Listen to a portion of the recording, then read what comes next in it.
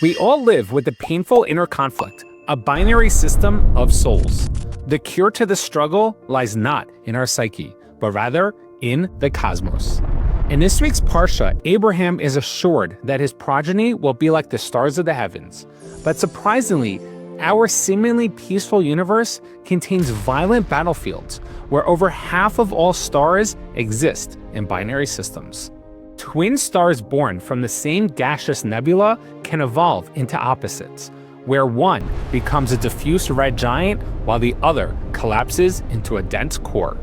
This cosmic law of divergence is the story of the two nations struggling in Rivka's womb. Which twin wins determines everything. But what astrophysical mechanism decides the victor? The unexpected answer can be found in stellar accretion. With a denser core in a binary star pair, gravitationally pulls matter from its diffuse companion. This cosmic larceny is the model used in Jacob's theft of the firstborn right, which turned out to be a generational inheritance. Jacob, as the archetype of Tikkun, repair, was destined to refine the potent lights of Tohu, chaos, from Esau's root, which he was unable to control. We see this playing out in astrophysics. The dense holy core, Jacob, must pull sparks from the diffuse material giant, Esav.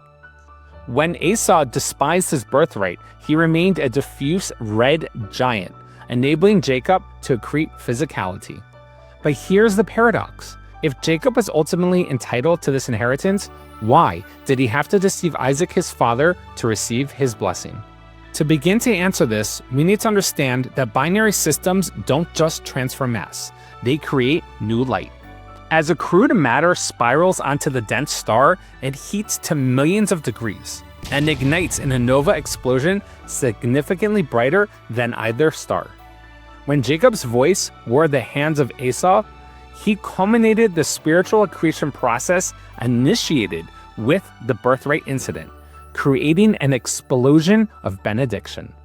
Rebecca, who orchestrated this episode, grasped what Isaac's worldview did not. Esau's chaotic Tohu energy was misappropriated fuel.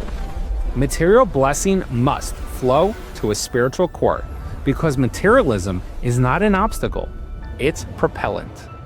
So, how do you compress it into a bright nova rather than diffuse darkness? That painful inner conflict we began this video with is the battlefield, the gravitational struggle between your godly soul and your animal soul. Be the dense core. Transform the selfishness of your animal soul by reorienting it into the divine soul's flare of holiness. But this is just the first step. When you encounter someone who seems dominated by Tohu, don't judge their diffuse chaos. Rather, be the dense Tikkun core in the relationship that facilitates their trapped sparks into stable flames. Every such nova fuels the ultimate supernova of Mashiach, when every mitzvah performed reveals itself as fuel for eternal light. This week's video is sponsored by El Cohen from the Diamond Lab, whom I've known for over 10 years.